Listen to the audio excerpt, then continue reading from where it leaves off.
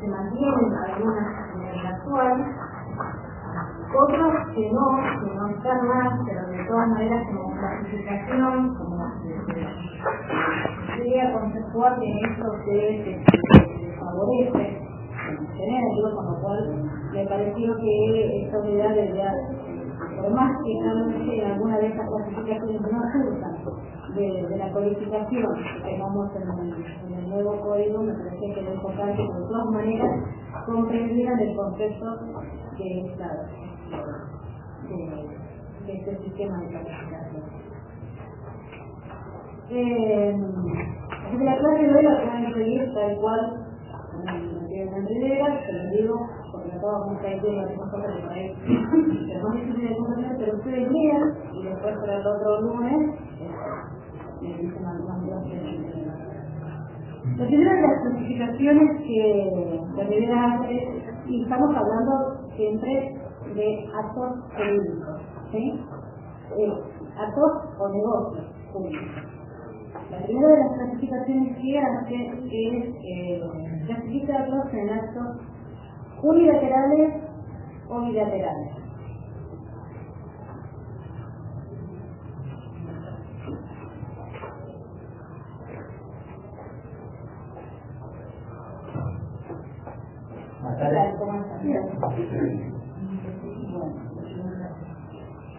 ¿Qué les parece que es unilateral o bilateral? Hablando de actos jurídicos.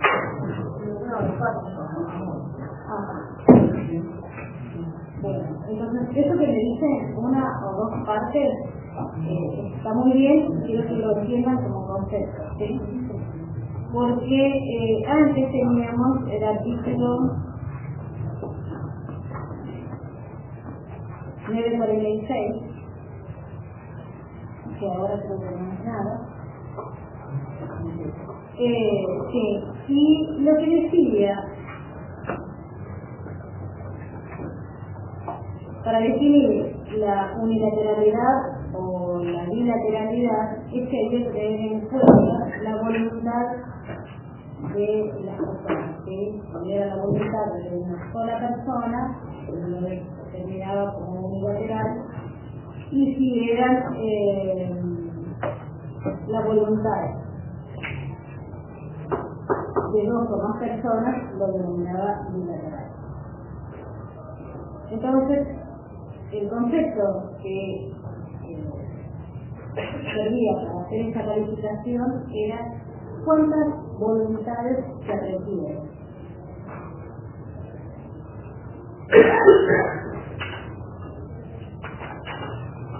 Y en realidad le hace una crítica, y el criterio está bien, Rivera, a este concepto, y dice que es erróneo estar hablando de cuántas voluntades requiere el acto. Porque en realidad lo correcto sería decir, lo que dijo acá, no sé quién lo dijo, que en realidad es cuántas partes hay en un acto. Porque no es lo mismo cuántas voluntades que cuántas partes hay en un acto. ¿Por qué no es lo mismo?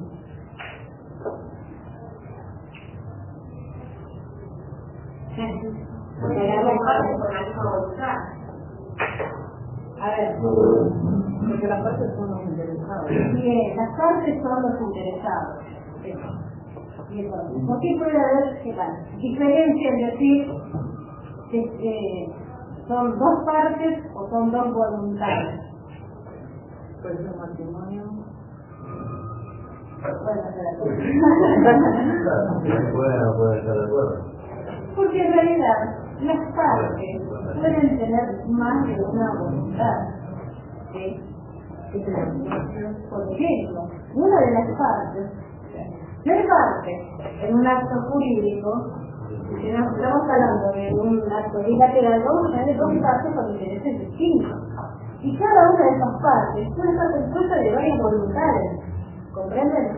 Por ejemplo, no sé, un consorcio de propietarios que interactuando con un prestador cualquiera, el consorcio es una de las partes de ese contrato, ¿comprenden? Sin embargo, está integrado por muchas voluntades que componen esa parte, ¿sí? Entonces, esa es la crítica que le hace Rivera a esta calificación que era el código, que él lo definía como según las voluntades que intervinieran serían unilateral o bilateral, ¿sí? Y que él, me parece a mí, que bajo su criterio, lo que dice es según las partes que intervengan será unilateral o será bilateral. También puede haber más libertades en el negocio jurídico, ¿eh? Y en este caso, bueno, será plurilateral.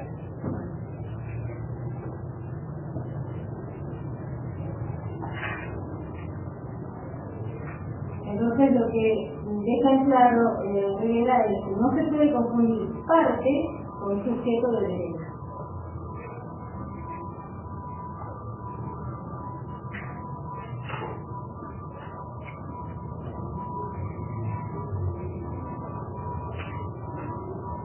Y ahora, yo he tenido un día muy complicado, muy difícil, en realidad, no se le va a dar la podría.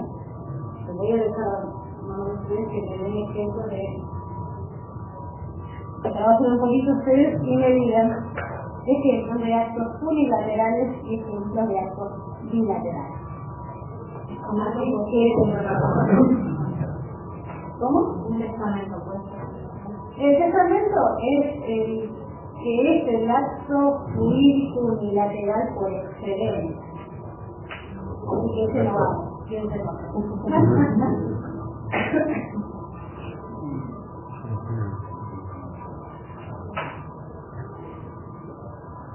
Donación no, porque tiene que aceptar los demás.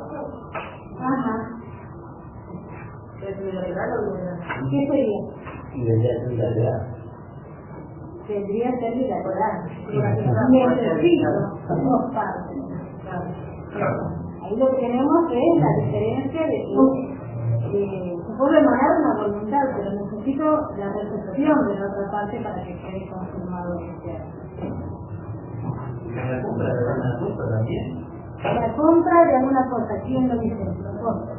Porque en realidad siempre los vendedores tienen la voluntad de ver todo el tiempo, no existe que me prohíba a no comprar. Todo quiere decir que la voluntad es propia de ir a comprar.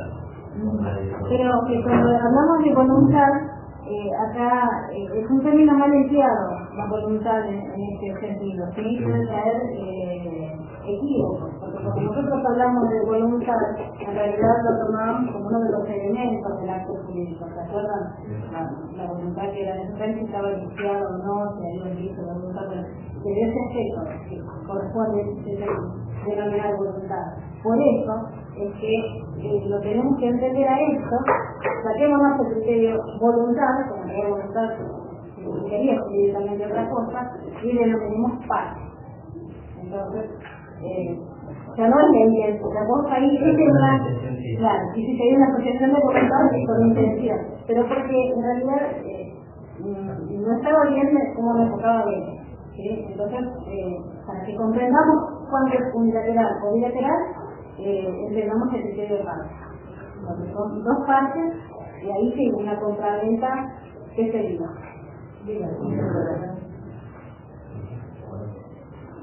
¿Sí? Bilateral. Porque uno compra, el otro vende. Tenemos dos partes.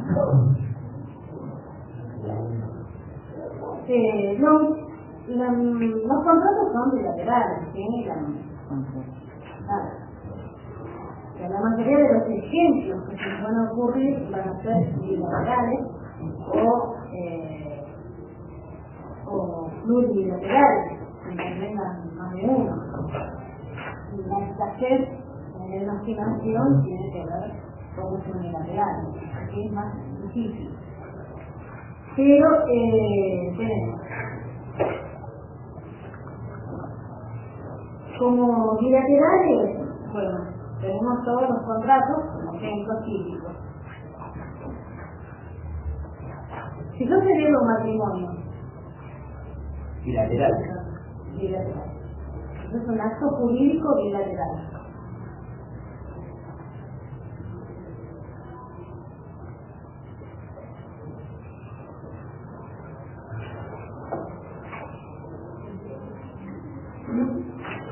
Después tuvo la abstinencia del contrato, rescindir un contrato, todo este tipo de situaciones son bilaterales.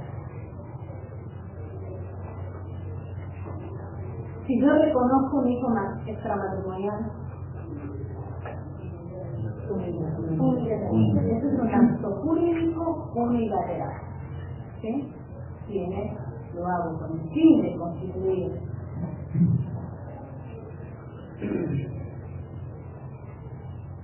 derechos y obligaciones, para poner la definición, y solamente depende de una de las partes.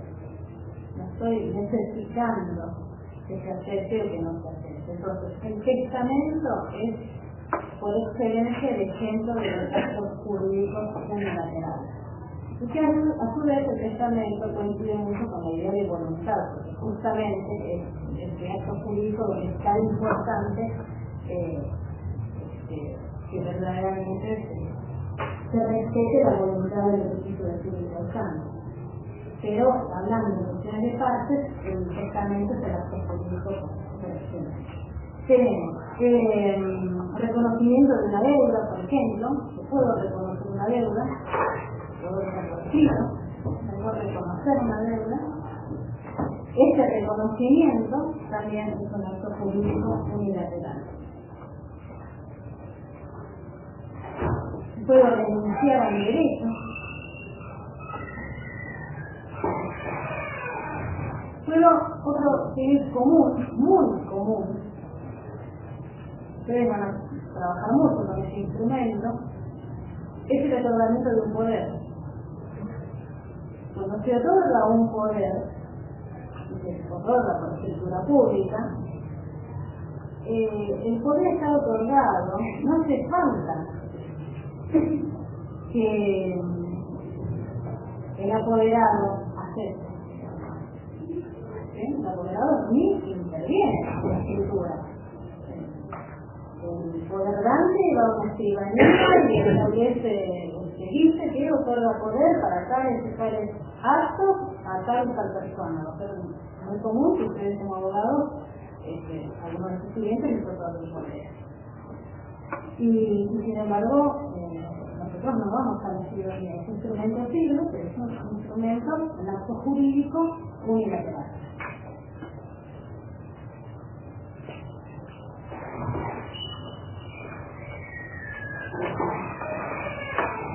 A ver,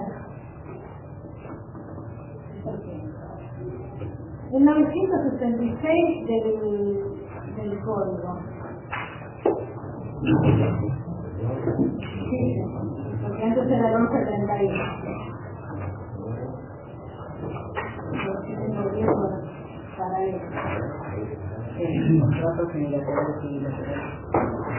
A ver qué dice respecto de los contratos unilaterales y bilaterales.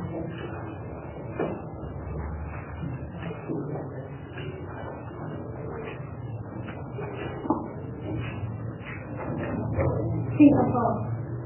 Contratos unilaterales y bilaterales. Los contratos son unilaterales cuando una de las partes se obliga hacia la otra sin que ésta quede obligada.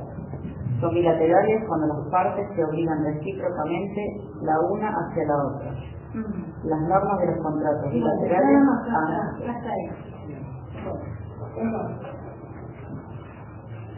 Este es el tema, vuelvan a leerlo. Este es lo que hemos estado hablando. El 966 que dice contratos unilaterales y bilaterales. Los contratos son unilaterales cuando una de las partes obliga hacia la otra sin que esta quede obligada. Son bilaterales cuando las partes obligan recíprocamente la una hacia la otra. ¿Sí? ¿Estamos de acuerdo? No. Caramba. No es lo que dije. Porque habla de otra cosa. Entonces está bien leerlo porque estamos hablando de conceptos diferentes. Un contrato es bilateral o unilateral según que estén obligadas una sola de las partes o las dos partes. ¿Sí? Y nosotros dijimos, un acto jurídico es unilateral o bilateral según que exista una sola de las partes o más de una parte. ¿Sí? Entonces, me interesa que hagamos esto para que veamos la diferencia y no se confundan con qué es unilateral o bilateral. Para los contratos, el criterio que se aplica diferente que para lo que es actos jurídicos.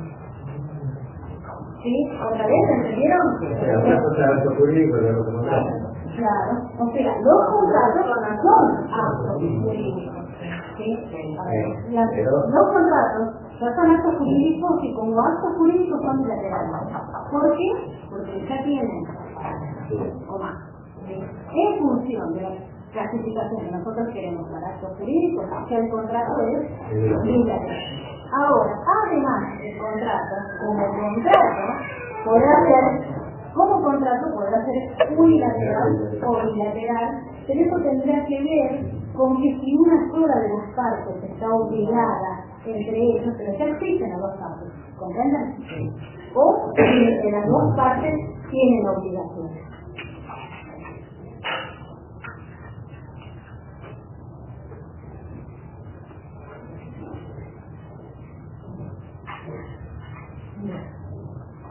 Otra de las clasificaciones que da un artículo, este artículo ahora no tengo en otro lado, de todas maneras se mantiene, es importante saberlo, son los negocios entre vivos y los que son mortis causa.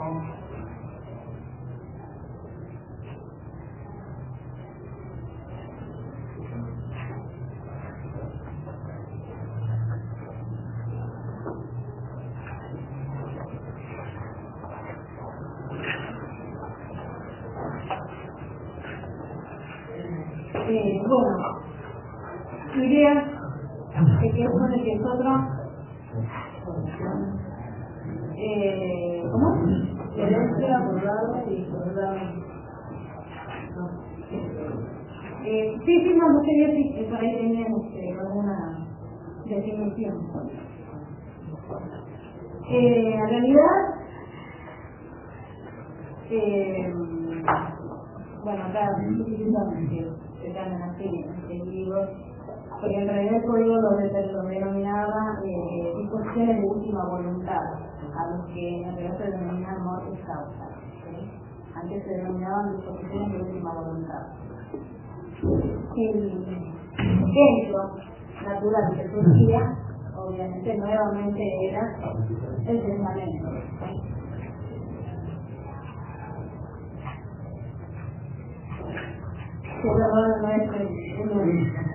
En realidad la diferencia radica en el momento en que se cumplen los efectos de estos actos jurídicos. Si el negocio jurídico se celebra para producir efectos en forma inmediata o inmediata, se le denomina entrevista. Entrevista es un acto jurídico entrevista. Si el negocio jurídico se celebra para producir efectos en forma inmediata o en forma inmediata, se va a denominar entrevista. En cambio, si ese acto jurídico recién va a producir algún efecto a la muerte del celebrante,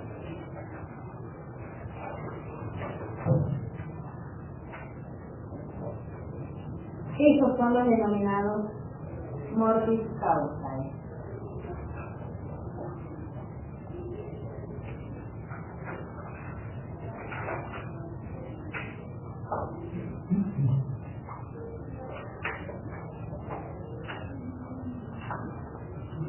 Entonces, ¿Entienden? La importancia para poder diferenciar tiene que ver con saber cuándo se va a cumplir el efecto de ese acto jurídico.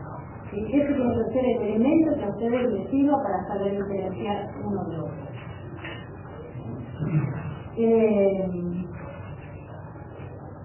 También, dígame un ejemplo de mortis causa.